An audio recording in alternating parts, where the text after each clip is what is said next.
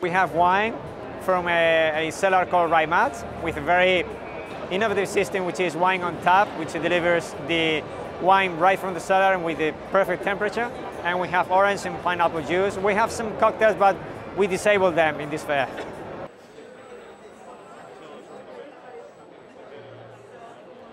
What we are doing with 5G is add functionality way easier than if you had to do it yourself implementing inside the robot. You just connect the robot with 5G and you can access the functionality we have in our network, such as language translation, face recognition.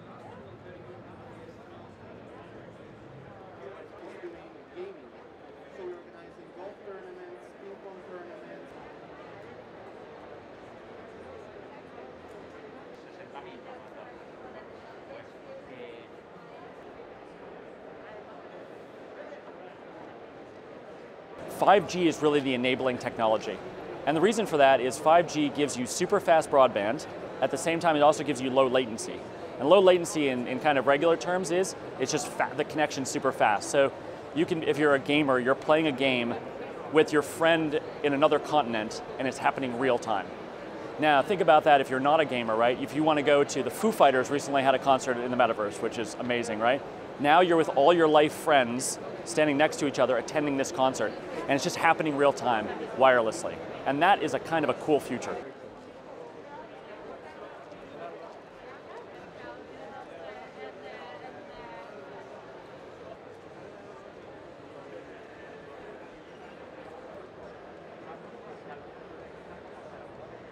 I think ultimately, the consumer cases have yet to play out, but they will, right? If you think about the transition from 3G to 4G, right? 3G was basically like, hey, I can make calls, and 4G, suddenly we're walking around playing with our apps all the time. 5G, I think it kind of remains to be seen. Metaverse will be part of it, augmented reality. But you know what? Where we are in 3 years, we don't know.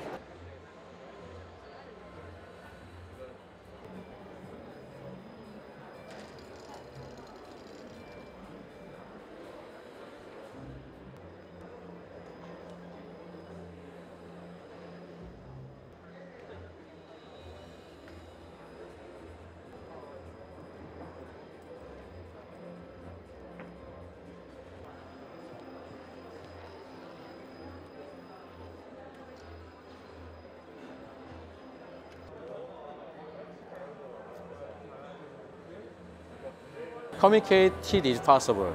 So our model is possible streaming.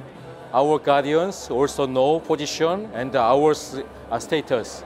For example, accident or status is possible as our safety is also known. So my family and my friends also know that.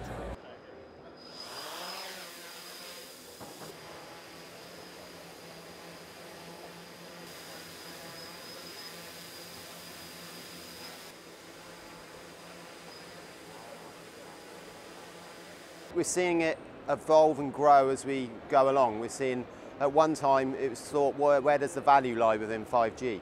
But as it's being deployed and as the use cases are growing, and particularly through the digital transformation that we've seen during the pandemic, we're seeing the use cases for 5G grow. You know, the use of MEC and text connectivity within 5G networks, the emergence of the metaverse, which could potentially be the largest use case of 5G out there with the low latency, the high data bandwidth.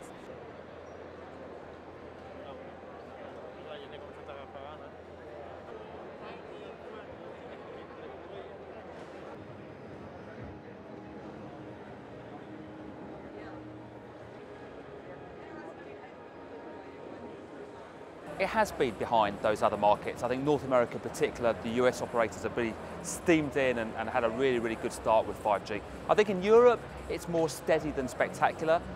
We heard some updates last week from operators like Deutsche Telekom and Telefonica. It's progressing well.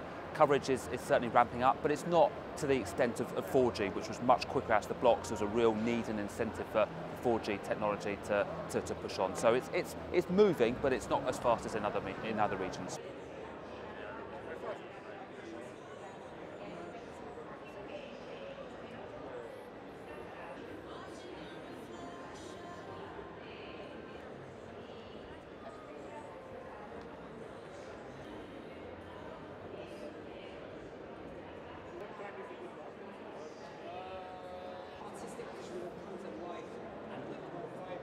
We already have introduced new type of antenna, creating a premium experience for our customers.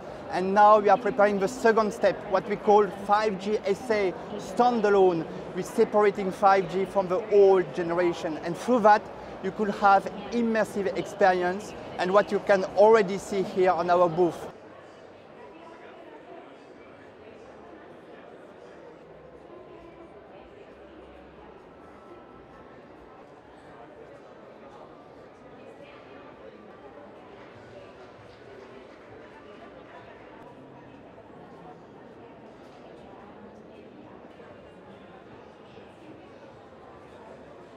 We are rolling out in all our now operation in Europe.